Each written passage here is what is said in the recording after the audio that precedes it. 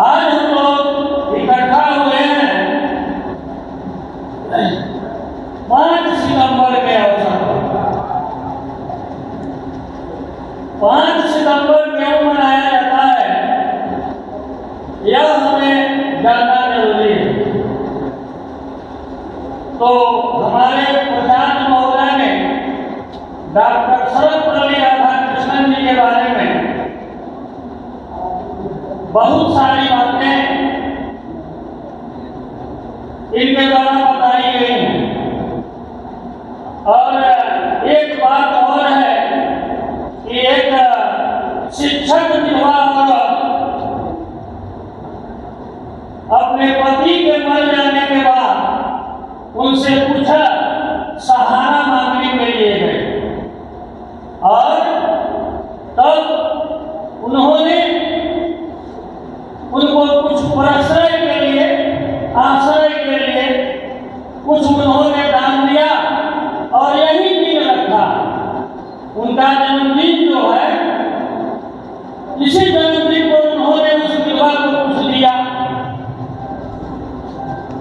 तो इसीलिए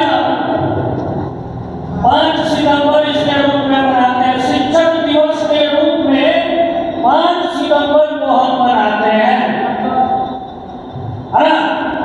इसके अलावा आप जानते हैं कि गुरु शिष्य की महिमा बहुत पुरानी महिमा है और बड़ी महिमा। यह परंपरा पुरानी है, यह परंपरा पुरानी है और बहुत दिनों से यह आ ही रही है। लेकिन एक शिक्षक और शिष्य दोनों के बीच अनुन्यासरा संबंध, अनुनासरा संबंध। और सबसे पहले हमारे देवता लोगों ने भी कहा था गुरु को पहचानने के लिए कि गुरु गोविंद दो खड़े का गोला पाए, बलिहारी गुरु आपकी गोविंद जो बताए। तो इस तरह से शिक्षक और गुरु की महत्ता जो है बहुत बड़ी है। और यह एक कड़ी में लोग जुड़े हुए होते हैं, कड़ी में जुड़े हुए ये होते हैं। एक दूसरे के बिना एक दूसरे को बोल नहीं सकता है, क्योंकि आप जानते हैं कि हम सबों के बीच सबसे बड़ी गुरु हमारी माँ है। इस पाठशाला की सबसे बड़ी गुरु माँ होती है, क्योंकि वही बच्चे को सबसे पहले निर्देश देती है, बोलने के लिए, सिखाने के लिए, चलने के लिए। तो सबसे बड़ा गुरु माँ है। और माँ के बाद जो है ये आपके पाठशाला में पढ़ाने वाले गुरु हैं। और धीरे धीरे गुरु की महत्ता बढ़ती गई है।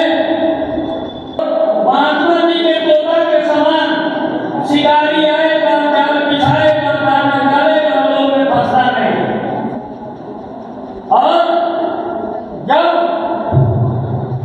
शिकारी जो है, जब दाना डाल के छोड़े तो महात्मा जी का तोता उसी में था। तो ये काम नहीं करना है, आपको बेहतर बनना है और बेहतर समाज की कल्पना करनी है। आपको बेहतर समाज की कल्पना भी करनी है। आपके पास भी तो कोई है, आप ऐसा करिए कि आपको देखने के बाद लगे कि चलो भाई आने वाला तो पीढ़ी जो है वह भी ऐसा बने। और